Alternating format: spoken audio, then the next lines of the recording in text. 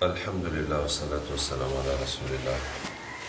Subhanaka la ilma lana illa ma 'allamtana innaka antal alimul hakim wa la fahma lana illa ma fahamtana innaka antal jawadul karim.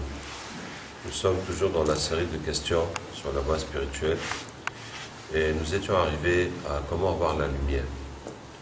Donc, on a parlé de ça et on va continuer là-dessus, Inch'Allah. Je vous ai parlé du tasbih et puis de la salat ala nabi sallallahu alayhi wa sallam et puis de l'istighfar.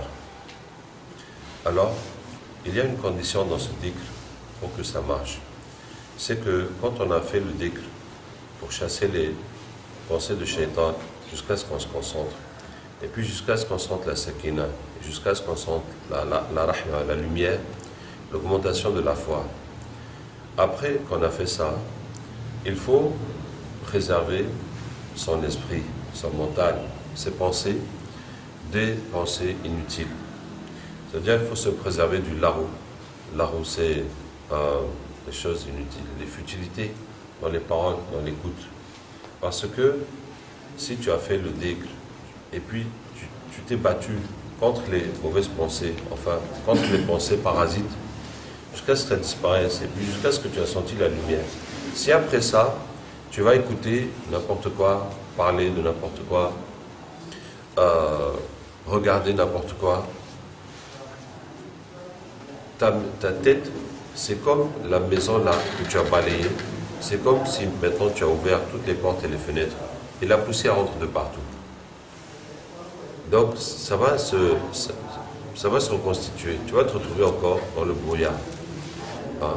Et la prochaine fois que tu vas essayer de faire du dhikr, tu vas trouver encore tout cet effort à faire. Et ça va te décourager, tu vas laisser. Tu ne pourras pas à chaque fois en faire le ménage.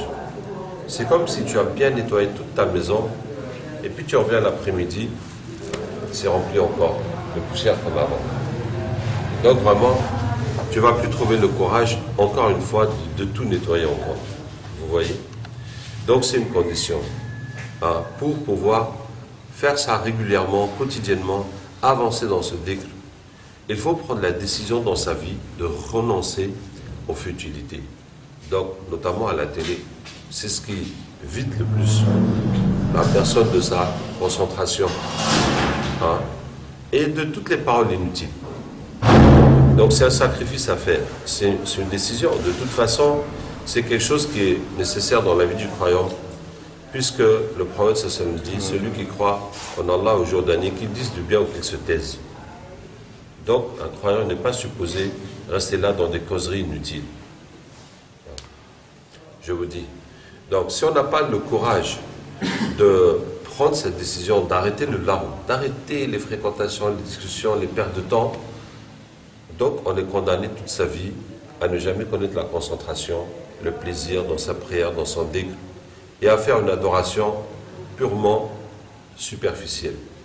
Voici, le corps est là, on a fait nos ablutions, on s'est levé à Rosso, on a marché jusqu'à la mosquée, on a prié avec l'imam, mais cette prière, ça vaut quoi? Vous voyez? Ça veut dire que tout l'aspect physique extérieur, machallah, il est impeccable. Hein? Mais la réalité de la prière, il n'y en a pas. Vous voyez? Parce que on fait tout l'effort physique, mais l'effort dans sa tête, de suivre ce qu'on dit, etc., il n'y en a pas. Et parce qu'on ne sait pas comment faire, mais aussi parce qu'on n'a pas le courage d'abandonner ces futilités. Donc ça, c'est une condition.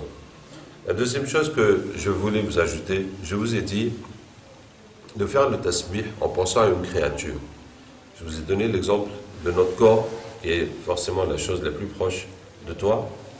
Et ensuite, on va changer de créature chaque jour, chaque fois.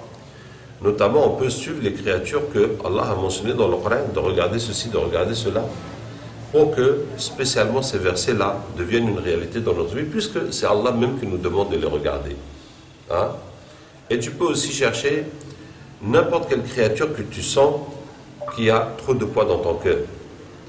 Hein? N'importe quelle chose. Par exemple, si c'est l'argent, tu vas dire Subhanallah, comment Allah a fait l'argent. Mais si ce n'est pas l'argent, comment on va vivre? Est-ce que vous voyez? Ça veut dire s'il fallait vivre de troc, chacun donne la marchandise qu'il produit, mais ce serait trop compliqué, même impossible. Hein. Alhamdulillah, qui m'a donné de l'argent, même si je ne suis pas milliardaire, mais quand même, je peux me nourrir. Hein. Wa la ilaha illallah. Cet argent-là, c'est pas mon Dieu. C'est pour que j'adore mon Dieu avec. Ce n'est pas ça qui va devenir mon Dieu.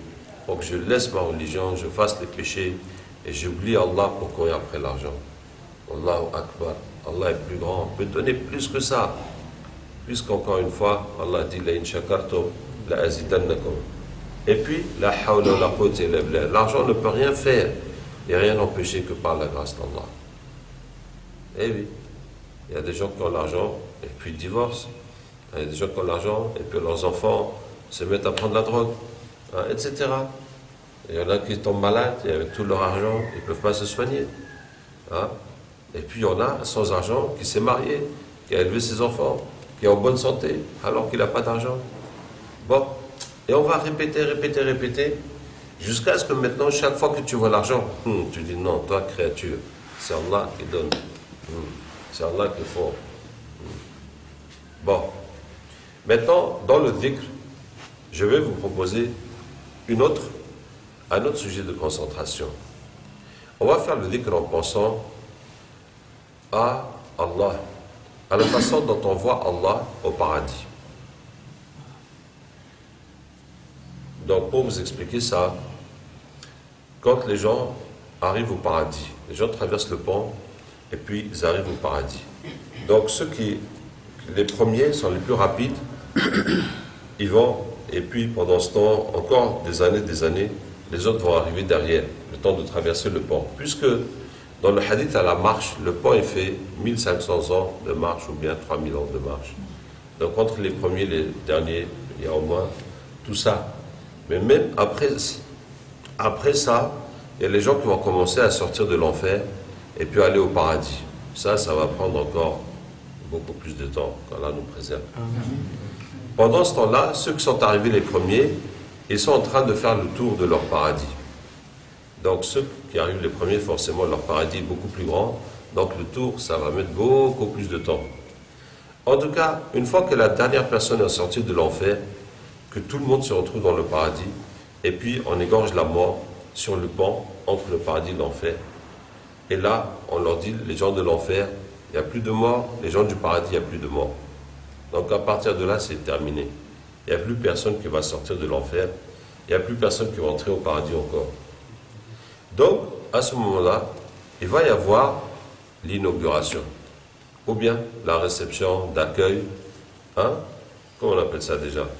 La réception, l'inauguration, comme on connaît dans le dunya. Et Allah Tabaraka wa Ta'ala va accueillir tous les gens du paradis. Et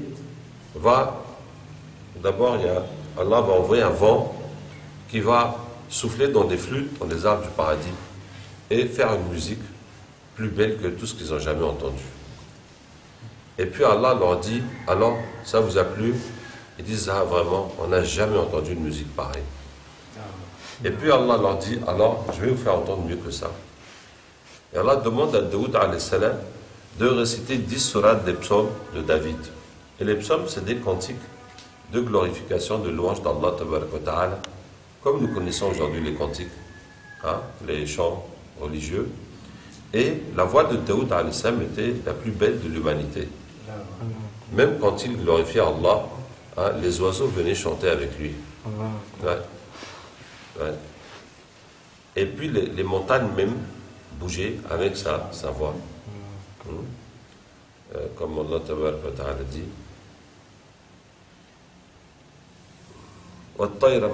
Non. Bref, c'est ainsi qu'Allah dit, les oiseaux et les montagnes.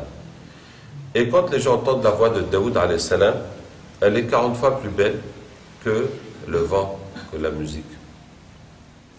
Et puis Allah leur dit, alors, ça vous a plu? Ils disent, Allah, c'était encore tellement plus beau que la musique. Et Allah leur dit, alors je vais vous faire entendre mieux que ça. Et Allah ordonne au prophète sallallahu alayhi wa sallam de se lever sur le minbar, sur la chair, et de lire Taha et Yassine. Et quand le prophète sallam va lire, sa voix encore est 70 fois plus belle que celle de Daoud alayhi salam. Ah. Et puis Allah leur demande encore, alors ça vous a plu? Ils disent non, vraiment, là c'était tellement beau. Et puis Allah leur dit, alors je vais vous faire entendre mieux que ça. Et ils disent, mais qu'est-ce qu'il y a encore qui est mieux que ça? Et Allah Ta'ala va lire Surat Al-Rahman et lire ou dire, en tout cas. Et dans une autre version, c'est Surat Al-A'raf. Et là, quand Allah Ta'ala va lire, les gens ne se sentent plus de plaisir et de joie. Et tout le paradis bouge avec la lecture d'Allah Ta'ala. Et quand Allah Ta'ala a fini de lire, il leur dit, mes serviteurs, voici mes paroles, écoutez-les. Voici ma lumière, regardez-la. Voici mon visage, regardez-le. Et Allah va lever le voile et tout le monde va voir Allah. Comme Allah dit, les visages, ce jour-là, seront beaux, heureux, en regardant leur Seigneur. Et quand les gens voient Allah, il n'existe pas un plaisir aussi grand dans le paradis. On ne parle même pas de sur terre. Et ils vont rester 300 ans sans faire un clin d'œil, en train de regarder comme ça la beauté et la lumière d'Allah Ta'ala. Et ensuite, Allah Ta'ala rabaisse le voile et leur dit, mes serviteurs, vous avez obéi quand je vous ai ordonné, vous avez laissé quand je vous ai interdit. Aujourd'hui, quelle que soit la récompense que je vais vous donner, je vais penser que ça ne suffit pas pour vous. Et il leur dit, je vous ai accordé ma satisfaction, je ne serai jamais plus en colère contre vous. Donc c'est le cachet. On est au paradis, on a la satisfaction d'Allah, c'est bon. Et il leur dit, retournez à vos palais, j'ai multiplié votre beauté par 70 fois. Et quand les hommes retrouvent leurs femmes leur disent, ah, mais vous êtes tellement beaux, qu'est-ce qui s'est passé? Ils disent, oui, nous avons vu notre Seigneur, et sa lumière est venue sur nous, et depuis nous aussi nous brillons de lumière. Ah. Et ils leur disent, mais vous aussi, vous êtes tellement plus belles, qu'est-ce qui s'est passé? Ils disent, ah, mais nous aussi on a vu notre Seigneur, et sa lumière est venue sur nous, et depuis nous aussi nous brillons de lumière. Ah. Alors après ça, il y en a qui ne va plus jamais voir Allah. Et il y en a qui va le voir une fois par an, une fois par mois, par semaine, tous les jours. Chacun selon son niveau. Donc, ce que je vous propose, c'est qu'on va faire le dhikr en pensant à ce moment dans le paradis où tu regardes Allah. Et tu dis Subhanallah, qu'est-ce qu'Allah est beau, qu'est-ce qu'Allah est merveilleux. C'est l'infiniment beau. C'est, Masha'Allah, Subhanallah. Hein? Et Alhamdulillah, qui nous a donné ce bienfait de le voir, que tout être au paradis, va avoir. Alhamdulillah, qui nous permet d'avoir ce bonheur ultime. Et ce bonheur qui va nous-mêmes nous rendre plus lumineux, plus proches d'Allah Ta'ala. On ne va pas devenir des dieux, on est toujours en nous-mêmes, mais sa lumière vient en nous. Et si on va le voir plusieurs fois, à chaque fois, ta lumière va augmenter. Ta foi va augmenter. Ton amour pour Allah va augmenter. Hein? Wa la ilaha illallah. Vraiment, c'est Allah seul qui mérite d'être adoré. Comment je vais adorer autre chose, perdre mon temps pour autre chose? Ça veut dire que chaque fois que je n'ai pas adoré Allah dans ce monde, tout ce que j'ai pu négliger comme adoration, ça va me faire perdre la vision d'Allah au paradis. Est-ce que vous voyez? Puisque chaque effort supplémentaire que je vais faire, je vais le trouver au paradis, et entre autres, ça va faire que je vais voir Allah plus fréquemment. Donc, il y a quelque chose qui mérite que je sacrifie la vision d'Allah pour cette chose. Hein? Que non, j'ai besoin de manger, j'ai besoin de dormir, hein, je suis paresseux, je ne veux pas me lever prier, et comme ça là, je vais sacrifier la vision d'Allah. C'est quelque chose qui mérite que non, j'ai pas besoin de regarder Allah plus que ça, je préfère bien dormir d'abord, ou bien trop manger, ou quelle que soit la chose, ou bien parler de n'importe quoi avec mes copains, perdre mon temps. Donc il n'y en a pas. Donc je vois toutes les choses qui peuvent m'empêcher d'adorer Allah, ou bien me freiner dans l'adoration d'Allah pour dire non, j'en veux pas. Mon seul Dieu c'est Allah.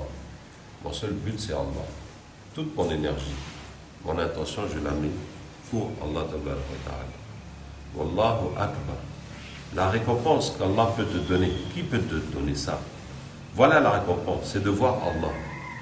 Et de le voir autant de fois, aussi fréquemment que tu le mérites. Qui peut te payer quelque chose que tu as travaillé pour lui ou que tu as fait et puis tu vas gagner? Quel plaisir tu as trouvé dans ce bâton, ou quelle facilité ou quelle quoi, que voilà dans quoi tu as gaspillé ta vie. Donc c'est Allah qui est plus grand. Sa récompense, son bienfait, est plus grand que tout ce que n'importe quelle créature peut te donner. Wala hawla wala quwwata illa billah. Les créatures ne peuvent rien faire ni rien empêcher. Donc là, quand tu es devant Allah, en train de voir Allah, vraiment les créatures, c'est comme si elles n'ont jamais existé. Pour même pas dire qu'elles peuvent faire quelque chose ou empêcher de faire quelque chose. C'est comme si elles n'existent même pas. Toutes les créatures. Vous voyez? À plus forte raison de dire que qu'est-ce qu'elles peuvent t'apporter ou qu'est-ce qu'elles peuvent te nuire. Donc quand tu es là en train de voir Allah, il n'y a que Allah qui peut te faire du bien ou du mal dans ta vie. Il n'y a pas une créature que tu dis, ah non, j'ai besoin de ça. Tu es en train de voir Allah. C'est comme s'il n'y a plus rien qui existe que lui. Ok? Et donc on refait ce dhikr comme ça. Subhanallah, qu'est-ce qu'Allah est beau, qu'est-ce qu'Allah est merveilleux. Allah même, lui-même comment il est, sans parler de ce qu'il a créé, de ce qu'il a fait. C'est Allah lui-même, de comment il est, subhanallah. Walhamdulillah, nous, pauvres créatures, êtres humains, voilà où Allah nous a mis, en train de le regarder. Et sa lumière qui vient sur nous, on ne fait que s'illuminer encore. Et chaque fois qu'on va le voir, c'est-à-dire cette lumière, ça va te rester. Chaque fois, tu deviens quelqu'un de plus illuminé encore. À chaque fois que tu le vois, à chaque fois que tu le vois. Wala ilaha illallah. Voilà, c'est Allah seul qui mérite d'être adoré. C'est ça qui mérite qu'on donne notre vie pour voir Allah au paradis et pour le voir aussi souvent que possible. Et qu'est-ce qui peut mériter qu'on renonce à voir Allah parce qu'on a envie de passer du temps à faire ceci ou cela? Wallahu Akbar. Regarde cette récompense, ce que Allah te donne. Qui peut te donner quelque chose comme ça? Rien à voir. Wala hawla wala quwwata illa billah. Les créatures ne peuvent rien faire et rien empêcher. Tout est dans les mains d'Allah. Ok? Donc, tu vas faire 100 fois le tasbih en pensant à ça. À cet instant où tu es en train de regarder Allah. Maintenant, si on est au paradis, Inch'Allah, et si tu as regardé Allah, après, mais si on voit Allah à chaque fois, ça veut dire, c'est ce bonheur ultime, c'est ce plus grand plaisir. Après avoir vu Allah, tu as envie de faire quoi d'autre encore? Est-ce que vous me suivez? Il y a quoi d'autre qui est digne d'intérêt? Il y a quoi d'autre qui est intéressant à faire quand tu as vu Allah? Bon, ce qui est intéressant, c'est d'aller voir son prophète sallallahu alayhi wa sallam. Alors si tu as mérité de voir Allah, mais il n'y a pas de problème, forcément tu as mérité de voir le prophète sallallahu alayhi wa sallam. Et si tu vas voir le prophète sallallahu alayhi wa sallam en rêve, qu'est-ce que je raconte, excusez-moi, au paradis, la première chose que tu vas faire, c'est quoi? Je pense qu'on a tous la même réponse. C'est que tu vas le prendre dans tes bras. Bon, s'il y a des femmes qui m'écoutent, les femmes, je ne sais pas comment vous allez faire. Mais nous, c'est comme ça, on va faire. Inch'Allah. Maintenant, ce que je vous propose, c'est de faire le salat ala nabi sallallahu alayhi wa sallam en pensant à ce moment où tu prends le prophète sallallahu dans tes bras au paradis. Et tu dis as-salatu wa-salamu alayka ya Rasulallah. Hein? La bénédiction et le salut d'Allah soit sur toi, ya Rasulallah. As-salatu wa-salamu alayka ya Habiballah, toi le bien-aimé d'Allah. Toi-même, Allah t'a aimé puisque tu le vois et que ta lumière augmente à chaque fois que tu le vois. Mais le prophète sallam, c'est celui qu'Allah a aimé plus que toi et plus que tous. Et sa lumière aussi, c'est beaucoup plus que la tienne. Et comme tu gagnes de la lumière en voyant Allah, tu vas aussi gagner la lumière en voyant le prophète sallallahu alayhi wa sallam.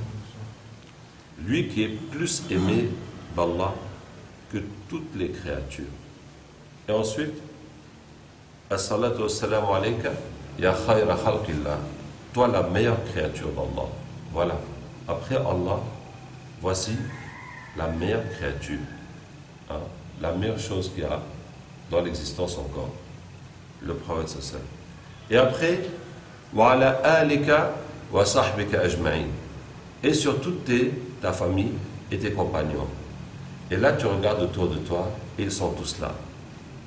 Et voici Abu Bakr, et voici Omar, et voici Othman, et Ali, et Abu Huraira, et Hamza, et Anas, et qui tu veux. Hein? Ils sont tous là. Et, mashallah, combien on a raconté vos histoires, combien on a suivi vos exemples, hein? Combien on a fait de cours avec vous, on a donné vos noms à nos enfants. Ils vont te dire que nous aussi on te connaît. Ils te connaissent comment? Puisque chaque fois que tu fais les bénédictions sur le prophète sallallahu, ça arrive chez eux. Ça arrive chez eux. Ces prières arrivent chez eux. Ah, donc c'était toi. Ils priaient pour nous à chaque fois. Chaque fois que tu enseignes leurs enseignements, ça augmente leur hasanat. Puisque c'est eux qui sont à la base. Hein? Donc chaque fois que toi-même tu pratiques, ou que toi-même tu enseignes leurs histoires, eux-mêmes, ça augmente leur hasanat. Donc eux aussi te connaissent. Ah, c'est toi. Masha'Allah. Voilà, tu vas les voir tous. Donc, voilà, je vous ai dit de faire le tasbih en pensant au moment où on voit Allah au paradis et de faire le salat ala nabi sallallahu alayhi wa sallam en pensant au moment où tu vas prendre le prophète dans tes bras quand tu vas le voir au paradis. Masha'Allah. Maintenant, si tu as vu le prophète sallallahu, si tu as vu les sahaba au paradis, alors, qu'est-ce qui reste à faire encore? Masha'Allah. Mais ce qui se passe après, c'est qu'il y a des gens aussi qui veulent te voir. Comme toi, tu as voulu voir, bien sûr, Allah, et puis le prophète sallallahu, il y a d'autres qui ne sont pas arrivés là-bas. Mais c'est toi, ils veulent voir. Hein, hein. Hein? Eh oui. Bah, ça dépend de ton état. Vous voyez, tout ça, c'est dans le cœur. Parce que si dans le paradis, toi, c'est les femmes qui ont dans ta tête. Mais tu en auras. Et si quand tu es avec les femmes, mais tu n'as pas besoin ni de voir Allah, ni de voir le prophète sallallahu, tu es tellement content avec les femmes, mais tant mieux pour toi. Personne ne va venir te tirer de là, te dire viens voir le prophète, viens voir Allah, puisque déjà tu es content. C'est ce qui est dans ton cœur que tu vas trouver. Donc après ça, il y en a qui, c'est eux qui veulent te voir. Eh, ah, c'était toi. Masha'Allah. Et c'est eux-mêmes, leur foi va augmenter en te voyant toi, puisque toi, ta lumière, Masha'Allah, puisque tu vois Allah à chaque fois, donc ta lumière ne fait qu'augmenter. Donc c'est eux qui sont comme ça, hein, étonnés devant toi.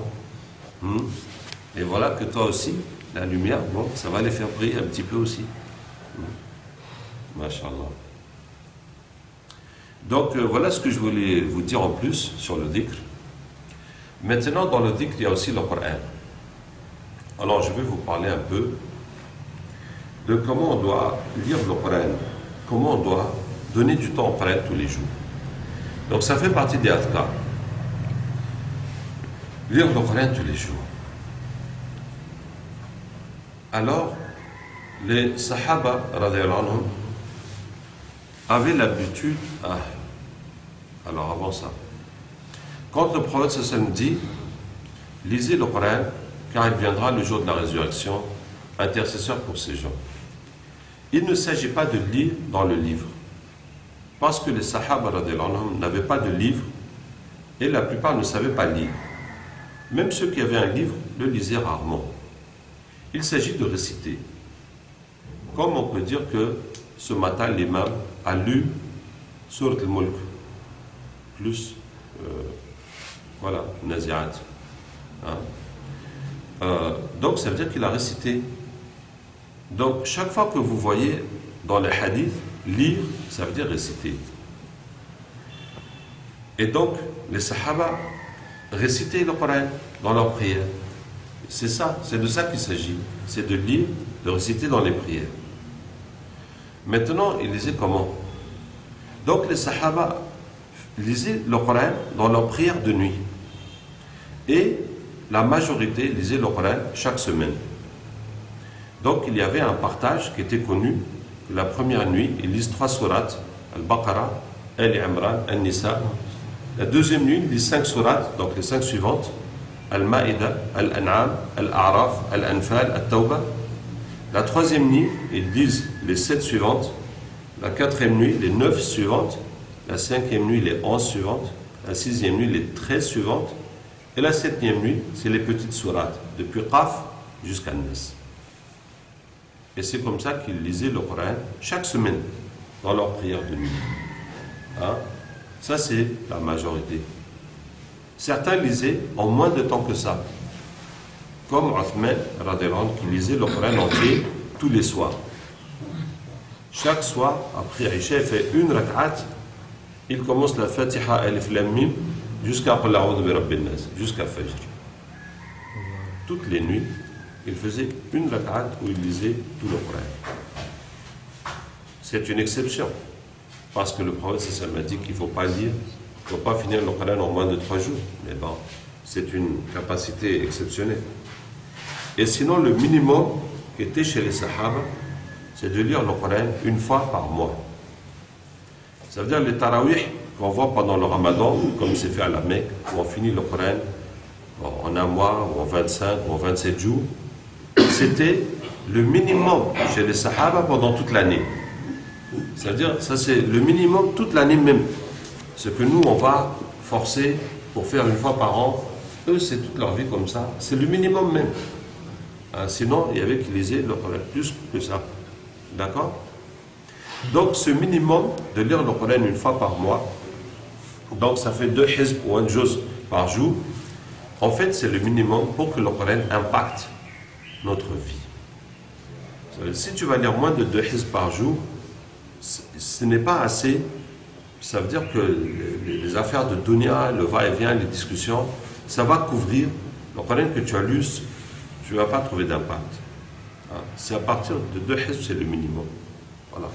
C'est pour ça que je vous dis que le Coran, on va lire 2 hizb minimum tous les jours. Mais comme je vous ai dit, la lecture là, ce n'est pas la lecture dans le livre. Et donc, c'est la lecture dans les prières. Mais comme on n'est pas hafiz, n'est-ce pas, en majorité, donc on va convertir ces 2 hizb, on va les partager entre apprentissage, révision et lecture.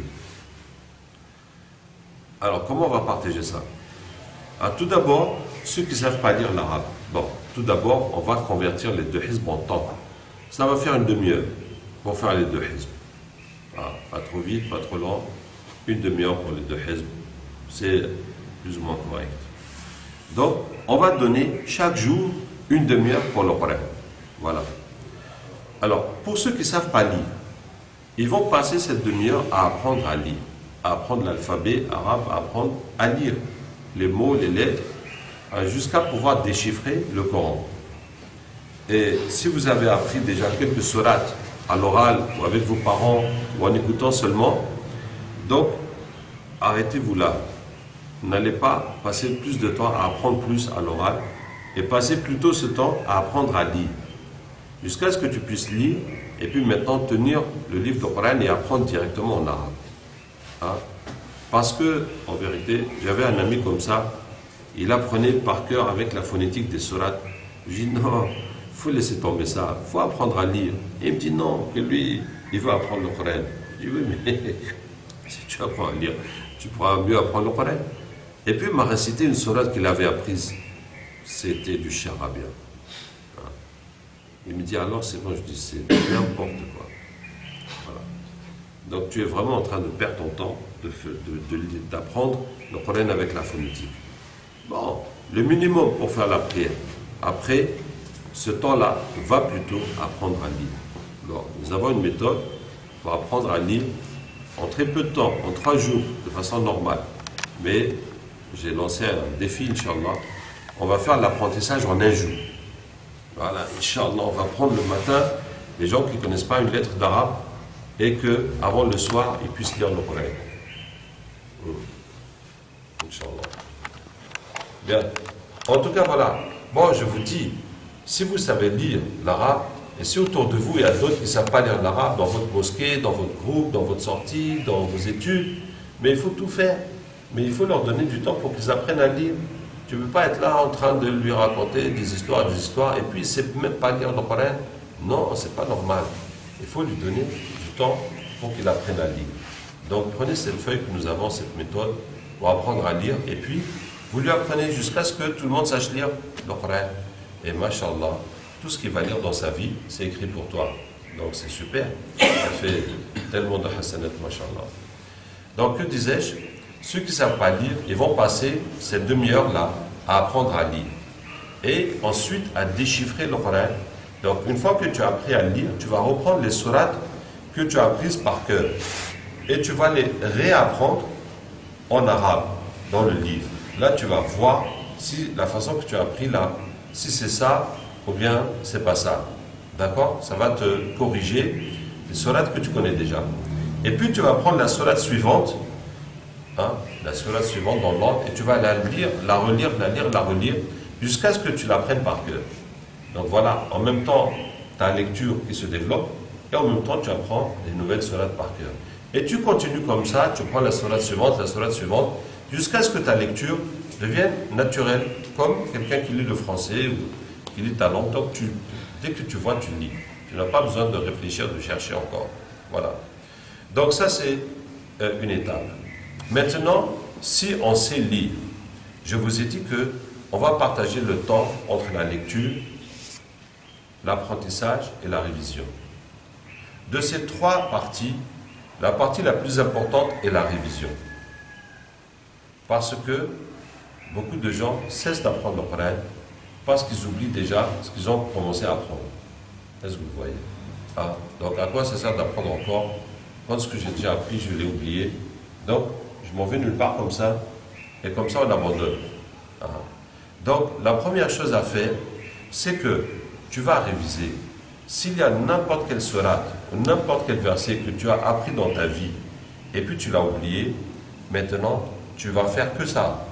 Tu vas prendre le Mus'haf, le livre de Coran, et tu vas réviser, jusqu'à ce que tu as repris ces sourates, que tu peux les lire dans ta prière.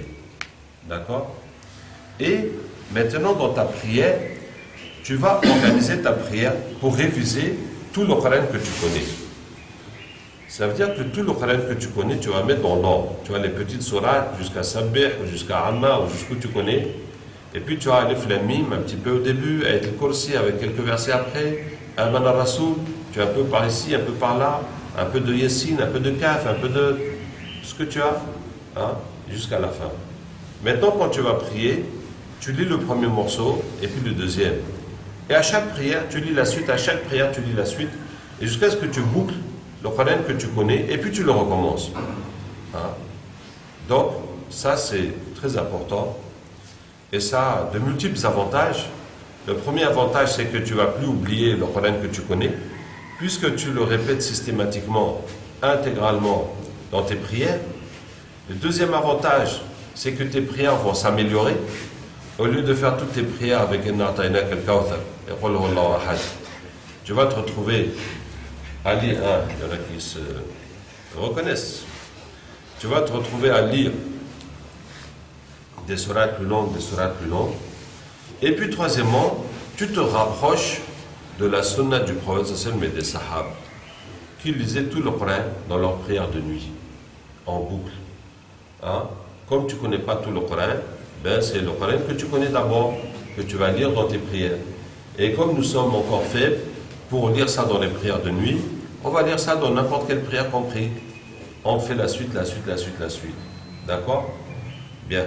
Donc là, s'il y a des sourates que tu as oubliées, tu les rebosses, tu les rebûches, jusqu'à ce que tu les maîtrises et que tu peux les lire dans tes prières. Et maintenant, tout le Coran que tu connais, tu le tournes dans tes prières. Donc la révision, c'est ça. À partir de là, tu n'as pas quelque chose à réviser encore. D'accord? Et donc là, maintenant, le temps que tu vas donner au Coran, cette demi-heure par jour, ça va se partager entre apprentissage et puis lecture. Et donc, tu vas mettre un maximum de temps pour apprendre par cœur, pour parcœuriser le Coran. Et puis, un peu de temps sur ces 30 minutes pour lire le Coran du début jusqu'à la fin. Je vous répète encore une fois que quand le prophète disait le Coran, il ne s'agit pas de lire dans le livre, il s'agit de réciter. Et de toutes les façons de lire le Coran, c'est-à-dire tu peux apprendre, tu peux réviser, tu peux lire dans tes prières, tu peux lire aussi dans le livre. Celle qui, tu peux écouter aussi, celle qui impacte le moins, c'est de lire dans le livre. Bon, peut-être aussi juste de s'asseoir, d'écouter, ça impacte moins. Parce que quand tu lis comme ça dans le livre, si tu es debout en prière en train de lire, forcément ça va t'impacter plus. Si tu es en train d'apprendre par cœur, ça va t'impacter plus parce que là tu es forcément bien concentré avec ton Coran. Si tu es en train de réviser aussi, ça va t'impacter plus, vous voyez. Ça veut dire que la lecture simple dans le livre, c'est ce qu'il y a de plus superficiel. Et c'est ce qui n'existait pas chez les Sahaba. Il n'existait presque pas. Donc je vous dis que les 30 minutes que tu vas donner au Coran, tu vas en passer un maximum à apprendre par cœur. Et chaque fois que tu apprends des sourates, tu les mets dans l'ensemble du Coran que tu connais et tu les tournes dans ta prière. Ce qui fait que chaque fois que tu apprends quelque chose, tu ne peux plus l'oublier parce que tu la révises à chaque fois. Chaque fois que ça vient le tour de réciter ces versets-là. Ok? Donc si vous apprenez comme ça, il y a une question que certains se posent, il faut apprendre dans quel ordre? Il n'y a rien d'obligatoire. Il n'y a rien qui t'oblige de commencer par les petites sourates ou par les grandes. Donc apprends comme tu veux. Mais ce qui est plus efficace, c'est d'apprendre les sourates que tu aimes. Les sourates qui te plaisent, qui te passionnent, que tu aimes. Apprends ça d'abord, puisque de toute façon tu l'aimes. Donc même pour l'apprendre, tu seras plus motivé et puis tu auras plus de facilité à l'apprendre. Et puis à force d'apprendre, Inch'Allah, tout va se rejoindre. Donc de toute façon, à la fin, Inch'Allah, ça reviendra au même. Mais sur le chemin, c'est plus pratique d'apprendre les sourates que tu aimes d'abord. Bien. Et ensuite, je vais vous dire encore sur la méthode même d'apprentissage. Quelle est la meilleure? Ou qu'est-ce qu'on peut vous conseiller? Alors, il y a une règle. C'est que plus tu es concentré, plus tu es en train de te casser la tête dans l'apprentissage, plus tu vas apprendre. Et plus moins tu fais d'efforts, moins tu vas apprendre vite. Par exemple, il y en a qui disent, je vais lire la sourate et la relire jusqu'à ce que ça rentre dans ma tête. Comme tu es là, tu attends que c'est la sourate qui va rentrer dans ta tête. Ça va mettre un temps énorme. Ça va mettre un temps énorme pour rentrer dans ta tête. Pourquoi? Parce que tu ne fais pas d'efforts. Tu vois? Et quand tu te casses la tête pour faire des efforts, là vraiment, ça va rentrer beaucoup plus vite. Donc, ce que je vous dis, ce qu'il faut faire, c'est que tu vas prendre une sourate. Tu prends un verset, par exemple, Alam tara kayfa fa'ala rabbuka bi ashabil fil. Tu le lis une fois. Tu fais comme si tu n'auras plus jamais l'occasion de le lire. Tu vois? Comme si quelqu'un s'en va, il te donne un numéro de téléphone comme ça, il s'en va. Donc, tu sais que le numéro là, tu ne peux pas écrire. Il faut vraiment que tu l'apprennes. Donc dès que le monsieur t'a dit son numéro, tu es là en train de répéter, répéter, répéter. Parce que si tu oublies, c'est fini. Hein? Donc tu n'arrêtes pas de répéter. Jusqu'à ce que tu sens que tu l'as bien retenu. Voilà, tu peux penser à autre chose ou parler d'autre chose. Mais très vite aussi, tu vas encore venir répéter pour être sûr que tu ne le perds pas. Vous voyez? Donc c'est comme ça qu'il faut faire. Tu prends un verset une fois et tu répètes, répètes, répètes. Bon, si tu as oublié, tu peux regarder, c'est vrai, ce n'est pas la seule occasion. Mais tu fais comme ça pour te forcer à l'apprendre tout de suite. Et tu vas répéter jusqu'à ce que tu sentes que c'est bon. Tu l'as retenu. Maintenant, tu prends le deuxième verset. C'est pareil, tu as lu une seule fois, tu laisses le livre. Et tu répètes jusqu'à ce que tu l'as. Maintenant, tu répètes les deux ensemble. Et maintenant, tu lis le troisième verset une seule fois. Tu répètes, puis tu répètes les trois ensemble. Et tu avances comme ça. Hein? C'est comme ça l'efficacité. Il faut te casser la tête, te forcer à te concentrer au maximum pour apprendre. Par contre, pour ceux qui ont vraiment du mal à ce que ça rentre dans leur tête, alors il faut écrire, il faut recopier les versets. Voilà. Je vous dis ça vraiment, si votre mémoire elle est lourde, ça veut dire que ça met trop de temps à rentrer, tu recopies. Quand tu recopies, en même temps que tu écris, c'est comme si tu écris dans ton cerveau. Ça va t'aider à bien retenir. Mais forcément, ça va mettre plus de temps, mais au moins, il y aura le résultat. Bien, j'ai envie de vous raconter l'exemple d'une dame qui me demande si c'est bien ce qu'elle fait, que quand elle fait son ménage, elle ouvre le livre de Coran, elle prend un verset, et puis elle va le répéter tout en faisant son ménage. Et quand elle a fini de l'apprendre, elle revient au livre, elle prend l'autre verset, et elle s'en va le répéter tout en faisant son ménage et tout. Et puis, voilà, toute la journée, enfin, ou la demi-journée, elle est en train de faire le ménage, elle est en train d'apprendre le Coran. Elle me dit si c'est bien, je dis mais bien sûr, c'est excellent, machallah. Hein? On voudrait tous avoir des femmes comme ça, ou des filles comme ça, que toute la journée le ménage, et puis elle est en train d'apprendre le Coran, et puis elle d'apprendre les sourates, au lieu de faire le ménage avec la musique, ou bien en chantant, ou bien en pensant à ses enfants, ou quelque chose. Voilà, elle est en train d'apprendre le Coran, machallah, c'est très bien. Et j'ai un ami aussi, un frère, un grand frère, il a appris le Coran à l'usine, en travaillant à l'usine, puisque c'est un travail manuel, on fait la même chose. Donc, il reste le Coran, il prend le verset, il répète, tout en travaillant, puisque le travail ne nécessite pas de réflexion. C'est juste c'est les mêmes mouvements, le travail mécanique qui fait. Bon, en tout cas, moi, le plus de Coran que j'ai appris, c'est dans les transports, dans les bus, dans les trains, dans les avions, on n'est pas tout le temps dans l'avion, mais en tout cas, dans les transports. Voilà. Toujours avoir son petit Coran sur soi. Dès qu'il y a l'occasion, on ouvre, on plonge dans le Coran. Voilà. En plus, ça t'aide à baisser les yeux au lieu de regarder tout ce qui est en train de se passer autour de toi. Tu te concentres dans ton Coran. Donc, voici pour la partie du dhikr, Inch'Allah. Je vais m'arrêter là et puis la prochaine fois, on continuera sur les questions de la voie spirituelle. Wassalamu alaikum wa rahmatullahi wa barakatuh.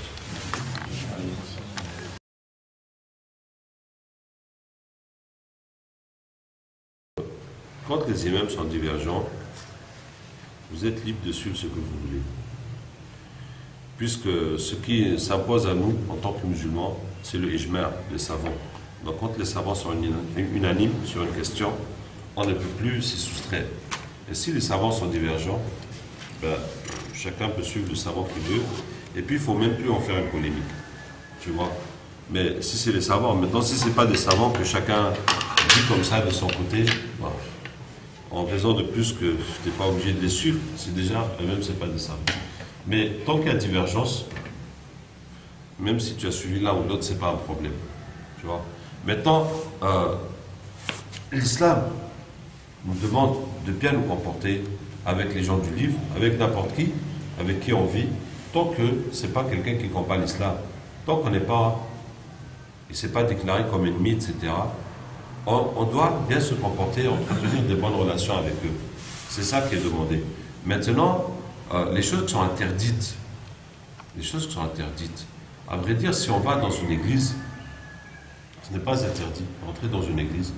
Donc si tu as des amis chrétiens qui se marient ou qui ont quelque chose, et que tu vas assister à leur mariage, mais il n'y a pas de problème. Parce qu'il n'y a pas un interdit pour toi. Tu vois. Mettons, quand eux ils vont faire leur prière pour Jésus ou pour Marie, toi tu ne vas pas dire Amen. Quand eux ils appellent quelqu'un d'autre qu'Allah. Hein? Tu n'as qu'à dire, même si tu dois prier pour eux, passer un mariage, tu dis ben, qu'Allah bénisse votre mariage et on vous souhaite tout le bonheur. Hein? Sachant que pour nous le bonheur, c'est d'être musulman aussi.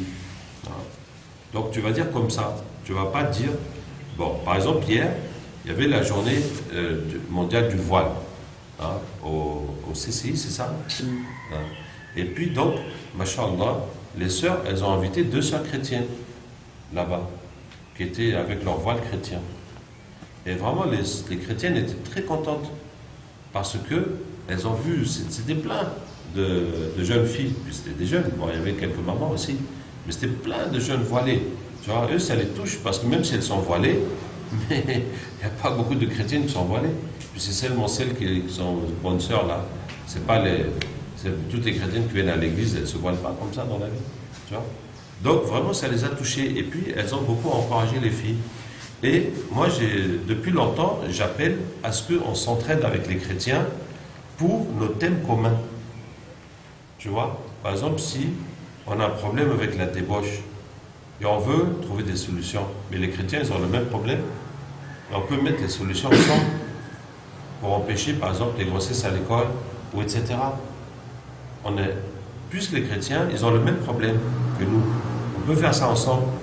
Par exemple, l'autre année, quand j'étais au Togo, il y avait des clubs des jeunes nigériens, là, qui faisaient des nettoyages de quartier. Et je leur dis, mais quand vous faites des nettoyages de quartier, vous pouvez vous associer avec les églises qui sont dans le quartier. On va dire que voilà, on va faire un jour pour nettoyer le quartier. Nous, les gens de la mosquée, est-ce que vous, les gens de l'église, vous voulez faire avec nous? Et puis, machallah, ça va être très bien. Vous voyez, ça va nous permettre de dialoguer, de nous rapprocher, parce que nous avons la mission de leur montrer l'islam. Mais avant d'arriver de montrer l'islam, il faut qu'on comprenne, eux, leur religion, c'est comment. Il faut qu'on se rapproche pour qu'eux, ils voient, nous, on est comment, et nous aussi, on voit qu'eux, ils sont comment. Tu ne peux pas débarquer chez des gens que tu ne connais pas, et puis toi, tu vas leur faire la dawa. Or, tu ne sais même pas eux comment ils pensent, comment ils sont, leur religion c'est quoi, est-ce que tu vois. Donc, avant de les prêcher, il faut qu'on échange avec eux. Et c'est une très bonne façon d'échanger, de se réunir autour de thèmes communs. Vous voyez? C'est-à-dire, on ne peut pas commencer par faire des débats contradictoires. Qui est vrai? L'islam ou le christianisme? Tu vois? Vraiment. C'est difficile, un débat comme ça, même entre musulmans. Qui est vrai? Les sunnites ou les chiites, hein, etc. Non, tu vois, il vaut mieux dire qu'est-ce qu'on peut s'entraider ensemble. Voilà. Et on va dans quelque chose de positif. Et puis c'est comme ça que petit à petit, on va s'intéresser l'un à l'autre. Ils vont dire, mais vous les musulmans, mais les terroristes là, c'est quoi? Hein, à nous d'expliquer. Et nous on va dire, mais vous les chrétiens, la Trinité là, c'est quoi? Voilà. Ça veut dire que quand il y aura une certaine sympathie ou proximité ou amitié, on peut parler comme ça sans se blesser, sans s'attaquer. Donc hier j'étais très content, vraiment, les chrétiennes étaient là, elles étaient très contentes, les sœurs, tout le monde était content. Allah nous aide. Bon, donc voilà. Donc si c'est aller dans une église pour assister à leurs choses, il n'y a pas d'interdit. Il n'y a pas quelque chose en islam qui t'interdit de le faire. Ce que tu ne dois pas faire, tu ne peux pas prier leur prière qu'ils adressent à Jésus ou qu'ils adressent à Marie. Est-ce que tu vois? Mais même si le chrétien dit, mon Dieu, aidez-nous, tu peux dire Amen. Il n'y a pas de problème. Puisque c'est notre Dieu. Tu vois? Mais si elle dit, je demande à la Sainte Marie de nous protéger en ce jour, Sainte Marie te protège. Ça va pas, non. Donc nous, on ne peut pas dire ça. Elle va te protéger où? Hein? Bien. Donc, je disais quoi? Maintenant, en ce qui concerne les fêtes. En ce qui concerne les fêtes, ce qui est interdit, c'est de glorifier les divinités païennes. Hein? Puisque, bon, si vous prenez les fêtes animistes, c'est pour glorifier leur divinité, leurs idoles. Ou bien vous ne connaissez pas les fêtes animistes. En tout cas, les fêtes, souvent, ça a un caractère religieux. C'est pour leur divinité, leurs idoles. Donc, s'il y a une fête, c'est ça qu'il faut faire attention. Il ne faut pas glorifier leurs idoles. C'est ça qui est un acte qui contredit la foi. Hein? Donc, il faut savoir ce que tu dis. Maintenant, si c'est le nouvel an, le 1er janvier, tu dis bonne année. Bonne année, il y a quel problème? Pour nous, une bonne année, c'est que tu vas devenir musulman. Bah, même si tu lui souhaites une bonne année, la santé, la réussite et l'argent, il n'y a rien qui est interdit devant ça. Tu vois? C'est quand tu lui dis bonne fête, bonne prière, mais quelle bonne prière? Il va prier pour qui? Tu vois? Tu dis que Dieu exauce vos prières, mais il va exaucer quoi? Il n'y a rien d'exaucé dans leur prière. Donc c'est dans les mots que tu dis qu'il ne faut pas dire quelque chose qui va encourager leur religion même, leur adoration, leur prière. Voilà. Il faut dire prier à notre façon. C'est tout. Maintenant, dans un pays comme le Togo, où le pays est pacifique, si on parle entre chrétiens et musulmans, il n'y a pas de problème tant que tel. Même s'il y a des petits problèmes, ça veut dire que, voilà, les musulmans qui portent le voile, on va leur dire d'enlever pour faire la carte d'identité, etc. Alors que les chrétiens qui ont le voile, on n'en dit pas. Ouais. Bon, il y a des petits problèmes. Bon, on ne peut même pas dire que c'est les chrétiens qui oppriment les musulmans. On va dire que les chrétiens ont réussi à avoir leur place dans le pays plus que nous. Hein? Sinon, on ne peut pas dire que le pouvoir est chrétien. Hein? Mais les chrétiens, ils s'en sortent mieux que nous. Bon, c'est sûr, parce qu'ils nous ont devancés dans les études et dans tout. Dans toute l'administration, dans toutes les choses. Donc, ils sont là pour défendre leurs intérêts. Et nous, on n'est pas là. On est là pour se taper les uns sur les autres. C'est ça qu'on est champion. Donc, je disais quoi? Dans un pays comme le Togo, où il n'y a pas de problème, il faut au contraire profiter de cette paix sociale pour engager un rapprochement avec les chrétiens. Vraiment, c'est nécessaire. C'est nécessaire. Hein? Parce que quand vous lisez le Coran, par exemple, vous lisez Sourate Al-Ma'ida, Wallah parle beaucoup des chrétiens. Et où Allah tabaraka ta'ala dit laqad kafara alladhina qalu inna Allaha huwa al-Masih ibn Maryam. Ceux qui disent que Allah, c'est Jésus, fils de Marie, ils sont mécréants. Mais qu'est-ce que nous avons fait pour transmettre ce message aux chrétiens qui sont autour de nous? On les voit dans leur Trinité, dans leur adoration de Jésus, dans leurs affiches. Nous, on a fait quoi? Mais est-ce que vous vous rendez compte? Ils sont en train de partir en enfer, puis nous, on s'en fout complètement. On s'en fout complètement. Ça ne vient même pas dans notre tête qu'il y a un problème. Nous avons la mission de leur montrer la vérité. Ah, mais vous allez me dire, mais déjà nous-mêmes, on n'a pas réussi à faire notre mission avec nos frères musulmans. Oui, effectivement. Mais ça n'empêche qu'on a toujours cette mission et qu'on a cette responsabilité de pourquoi on n'aura pas transmis l'islam. Et donc, dans ce processus de transmettre l'islam, il faut qu'on se mélange avec eux. Attention, hein, ce mélange, ça ne veut pas dire qu'on va devenir comme eux, mais il faut qu'on crée un cadre de dialogue et puis en faisant des activités communes autour de thèmes communs. Hein, c'est la façon que je vous dis de faire. Hein. Et ça va nous rapprocher des chrétiens. Et puis, à terme, ça va nous permettre de leur faire la da'wa. Mais avant de faire la da'wa, vous savez, il y a ce verset du Coran, Allah tabaraka wa ta'ala parle de ça. Et puis il dit, وَلَوْ شَاءَ اللَّهُ لَجَعَلَكُمْ أُمَّةً وَاحِدَةً وَلَكِنْ لِيَبْلُوَكُمْ فِي مَا أَتَاكُمْ فَاسْتَبِقُوا الْخَيْرَاتِ. Si Allah avait voulu, il aurait fait de vous une seule nation. Mais c'est pour vous éprouver avec ce qu'il vous a donné, alors concurrencez-vous dans le bien. Puisque nous disons que c'est notre religion qui est la bonne, mais on n'a qu'à montrer en quoi notre religion est bonne. Et là, montre, vas-y. Hein? Si tu me dis que toi, tu as fait une très bonne école, bah alors, tu as appris quoi? Ah non, j'ai rien appris. Quelle bonne école. Oublie ça. Tu vois, tu as été dans la bonne école, puis tu n'as rien appris. Mais il faut fermer ta bouche. C'est toi qui es une honte pour ton école. Si des gens comme ça sortent de ton école, ça veut dire que ton école, elle est nulle. N'est-ce pas, ou bien? Comment on peut empêcher les gens de dire que l'islam est mauvais quand ils voient que les musulmans sont mauvais?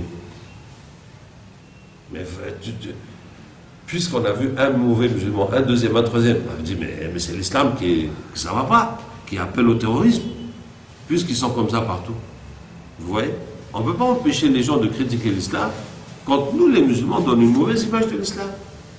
Donc, pour élever notre religion, il faut que nous, on soit dignes de cette religion et qu'on montre les bienfaits et les vertus de cette religion. Donc, c'est ce qu'Allah dit, concurrencez-vous. Plus je dis que ma religion est bonne, voilà le bien que j'ai trouvé dans ma religion. Qu'eux puissent voir, il y a quel bien dans cette religion. Et nous aussi, on va voir les avantages qu'il y a chez eux. Et puis ça ne manque pas. On va voir comment ils ont des écoles. Regardez les écoles chrétiennes, par exemple au Togo, et les écoles musulmanes. Hein? Regardez les écoles chrétiennes et les écoles musulmanes. Hein? Voilà, par exemple, nous sommes en face du collège protestant. Bon, allez, dites-nous, où est le collège musulman? Hein? Où est le meilleur collège musulman comparé avec ce collège protestant? Ah, c'est vous qui dites. Moi, je ne suis pas togolais. Voilà. Donc, comment ça se fait qu'eux, ils ont toutes ces belles écoles qui réussissent, qui sont les meilleures écoles du pays? Et nous, on est où là? Nos écoles où ceux qui sortent de là-bas, leur diplôme n'est pas reconnu. Ils n'ont pas d'avenir. Ah. Alors, comment pouvons-nous expliquer ça? N'est-ce pas? Bien. Voilà. Donc, c'est juste un exemple. Donc, je vous dis qu'on doit se mélanger avec les chrétiens. Mais on doit. Mais comment on peut les prêcher alors qu'on ne les connaît pas, qu'on ne parle pas avec eux? On doit se mélanger avec eux. Chaque mosquée doit chercher à faire des partenariats avec les églises qu'il y a autour. C'est dans la mosquée, par exemple, on va faire un nettoyage du quartier, ou n'importe quelle chose qui manque de leur quartier. Par exemple, si les égouts sont bouchés. Hein, je ne sais pas exactement il y a quel problème ici. Mais par exemple, il y a des quartiers où les égouts sont bouchés. Donc dès qu'il pleut, ça déborde de partout. Mais puisqu'on est pas mal de garçons ici, on va dire un jour, on va prendre des pelles et des trucs, on va déboucher les égouts. Ou bien, on va être en train de faire des manifestations, pourquoi l'État n'a pas débouché les égouts. Mais lève-toi, va déboucher les égouts. Hein? Au lieu d'être toujours dans l'opposition, soit dans quelque chose de positif. Excusez-moi, hein, moi j'aime pas l'opposition. Pas l'opposition au Togo. Pas l'opposition au Togo. Hein. L'idée même d'opposition, j'aime pas. Pourquoi je vais me lever, toi. Mais vas-y, fais quelque chose de bien. Mais va faire quelque chose de bien. Au lieu d'être là en train de pleurnicher, de critiquer les autres, toi-même tu fais quoi? Vas-y, fais. Mais fais. Hein? Non. Par exemple, en France, je ne parle pas du Togo, de l'Afrique. En France, l'opposition, c'est la critique systématique. Systématique. Il n'est pas possible que le gouvernement fasse quelque chose de bien et l'opposition dit oui, je suis d'accord, bravo, c'est bien. Impossible. Impossible. Quel que soit ce que le gouvernement fait, il faut qu'il critique. Vous voyez? Donc c'est l'opposition systématique. Hein? Comme on dit, la politique politicienne. C'est-à-dire, on fait la politique à des fins politiques. C'est pas pour le bien du pays ou quoi. Hein? Mais c'est la nature même de l'opposition qui fait que tu es là, tu dois le discréditer. Hein? Parce que, laisse tomber. Donc moi, de partout où j'ai connu la politique, tu vois, ça ne m'a jamais intéressé. Par exemple, on était à l'époque de Ben Ali, et à l'époque de Bourguiba en Tunisie, c'était la dictature pure. Pure. Hein? Puisqu'ils se sont fait réélire, je ne sais même plus combien de fois. En tout cas, c'est comme ça. Hein? J'ai un ami tunisien, en France, il m'a dit que lui, il n'a jamais voté. Et puis un jour, il est parti voter au consulat en France. Quand il est parti voter, il a vu que son nom là, pour toutes les élections, c'était déjà tamponné. C'était déjà tamponné. Non, non, non, reste chez toi. Tu n'as pas besoin de venir voter, on s'occupe. On gère tout. Faut pas te fatiguer. Hein? Ah, on était bien dans la dictature même. Hein? Il y avait un homme d'affaires en Tunisie, à l'époque de Ben Ali. Maintenant qu'il est parti, on peut libérer la parole. Il a appelé sa femme et lui dit, chérie, je vais être en retard pour le déjeuner parce qu'il y a monsieur Merde qui passe. Tu vois, comme il parle à sa femme. Hein? Il dit, je vais être en retard pour le déjeuner parce qu'il y a monsieur Merde qui est en train de passer. Ils ont bloqué la route. Il était sur écoute. On lui a fait un redressement fiscal. On lui a mis 6 mois de prison. Bienvenue en Tunisie. Pour un petit mot, c'est pas un politicien, hein? C'est juste un homme d'affaires. Lui, c'est pas un politicien. C'est juste un homme d'affaires. Et parce qu'il est arrivé en retard au déjeuner, il a appelé chérie, je vais être en retard au déjeuner parce qu'il y a monsieur Merde qui passe. Boum, on lui a mis 6 mois de prison. Ça veut dire que dans tout le pays là, personne ne peut ouvrir la bouche et dire quelque chose. Personne, même pas à ton frère ou à ta mère.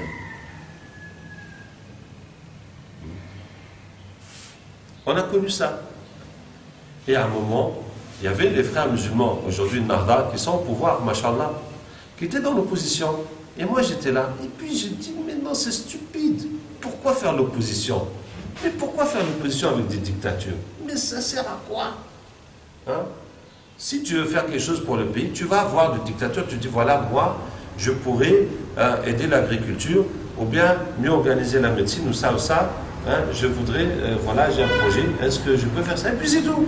Tu as quelque chose que je peux aider le pays, mais tu fais, puis c'est tout. Pourquoi tu vas aller faire l'opposition? Donc ce que tu peux apporter, mais vas-y, fais. Maintenant, si tu ne peux pas faire avec l'État, tu fais dans le privé, puis c'est tout.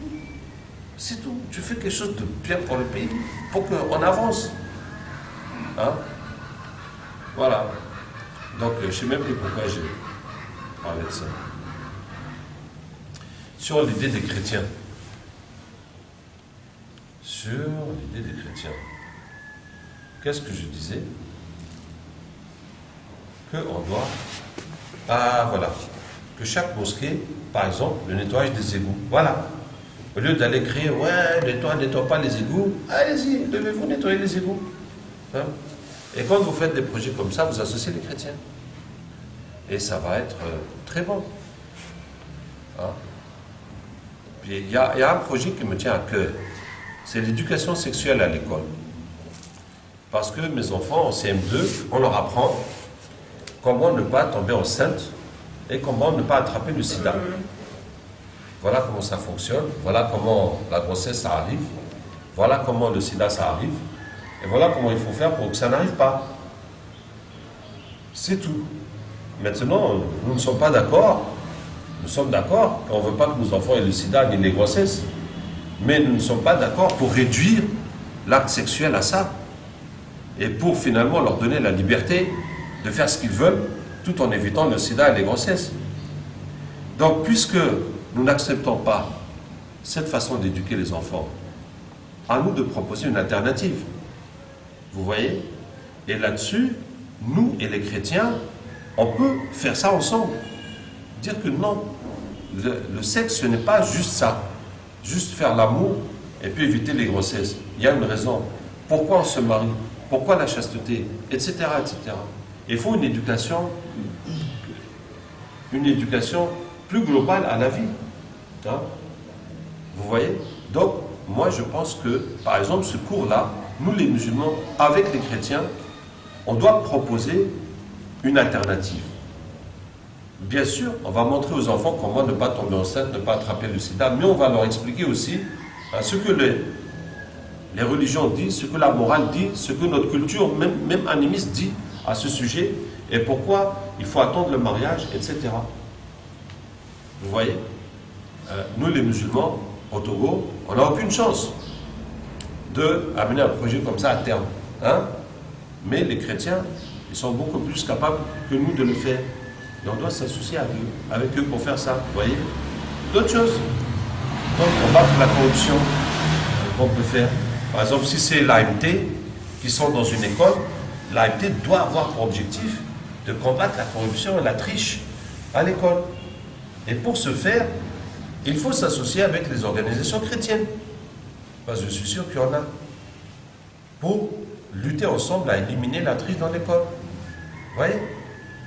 Donc, tout ça, ça va nous permettre de rapprocher avec les chrétiens.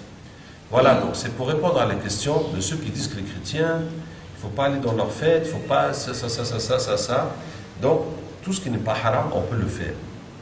La chose qu'il faut vraiment faire gaffe, c'est de ne pas encourager leur culte, de ne pas valider leur culte, de ne pas valider leur divinité, soit les chrétiens ou d'autres religions. Et sinon, on a tout intérêt, on a même le devoir de nous mélanger avec eux pour qu'on montre le bien qu'il y a dans notre religion. Et quand on va trouver des qualités qu'il y a chez eux, qu'il n'y a pas chez nous, mais machallah, nous n'avons qu'à chercher à les prendre. Et il n'y a aucune honte. Hein? Regardez, une fois, j'étais invité par des chrétiens dans une église pour leur parler du mariage en islam. Quelqu'un m'a contacté, je suis parti. Et c'est quand je suis arrivé que j'ai compris de quoi il s'agissait. C'était un groupe de vieux et de vieilles chrétiens qui ont pour mission d'éduquer les jeunes au mariage. Que tout couple qui veut se marier à l'église catholique doit suivre des cours de mariage pendant 1 an avant de faire le mariage. Bon, il faut dire que chez les catholiques, il n'y a pas le divorce et puis il n'y a pas la polygamie. Donc tu as une cartouche. Si tu as raté, tu es foutu. Il n'y a que la mort qui peut nous séparer. Ça c'est parler seulement. Non, mais... Il ne faut pas la polygamie, mais ils ont plusieurs femmes. Oui, mais ça c'est l'église. Question de mentalité. Je comprends. Bon, donc, ce qui fait que chez les chrétiens, chez les catholiques, pour eux, le mariage, c'est plus qu'important. C'est vraiment vital. Hein? Et pour ça, ils font une éducation au mariage pendant obligatoire, 1 an avant le mariage. Vous voyez? Bon, nous, on peut divorcer, on peut être polygame, mais ce n'est pas le but de divorcer. Et puis, ce n'est pas toujours facile d'être polygame. Hein? Mais, combien de mariages j'ai célébré? Et quand je demande aux garçons, on t'a expliqué pour le mariage, on t'a donné les conseils, il dit non, personne. Hein? Jusqu'au jour de son mariage, personne ne lui a donné le moindre conseil sur le mariage. Voilà ce que nous sommes. Voilà comment nous sommes. Hein? Alors que eux, ils font 1 an de cours obligatoires à apprendre la vie maritale. Et qui donne ces cours? C'est des vieux qui se sont mariés jeunes et les voici 50 ans après, toujours ensemble. Hein? Et qui vont enseigner à ces jeunes tout, de la première nuit jusqu'au dernier jour, avant la mort. Comment on va être ensemble. Et comment on va éduquer les enfants et tout. Et ces vieux-là, ils sont confrontés à des mariages mixtes. Des chrétiennes qui se marient avec des musulmans, des mariages avec des protestants et des mariages avec des juifs. Et c'est pour ça qu'ils m'ont appelé moi, musulman, avec un pasteur protestant, avec un rabbin juif, les trois, on était sur le podium, pour leur parler du mariage dans l'islam, chez les protestants et chez les juifs. Pour que eux, quand ils ont ces couples, quand ils ont ce jeune catholique, ou homme ou femme, qui va se marier avec un musulman, ou bien avec un protestant, ou bien avec un juif ou une juive, qu'ils sachent leur expliquer que, attention, tu vas avoir un mari musulman, voilà pour eux le mariage c'est quoi, voilà ce qu'il attend de la femme, voilà ce que tu dois faire pour que ton mariage réussisse. Et c'est pour ça qu'ils nous appellent, pour leur expliquer le mariage dans nos cultures, dans notre pratique religieuse. Pour que eux-mêmes, quand ils vont donner leur cours, ils vont savoir quel conseil donner, puisque c'est maintenant quelque chose qui leur échappe. Ces mariages mixtes, et tu te maries avec un inconnu qui n'a pas les mêmes principes que nous, et ton mariage là, comment faire pour que ça réussisse? Vous voyez? Subhanallah. Pour ça, je vous dis, quand on voit quelque chose de bien chez les chrétiens, mais on n'a qu'à prendre. Ou bien, mais on n'a qu'à prendre. Hein? Mais on va voir dans combien de domaines ils nous ont dépassés. Mais on n'a qu'à profiter nous aussi. Donc, quand on va faire le rapprochement avec les chrétiens, c'est pas juste que nous, on va les prêcher l'islam. Nous aussi, on n'a qu'à chercher qu'est-ce qu'il y a de bien dans leur, pas dans leur religion même, mais dans leur pratique. Puisque nous, on a tout le bien dans notre religion, mais c'est nous, on l'a laissé tomber. Hein? N'est-ce pas? Hein? Voilà.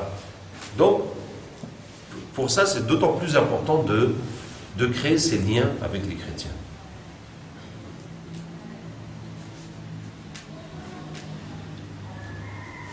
Est-ce qu'il y a d'autres questions?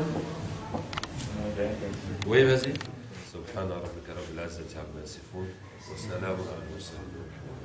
Excuse-moi.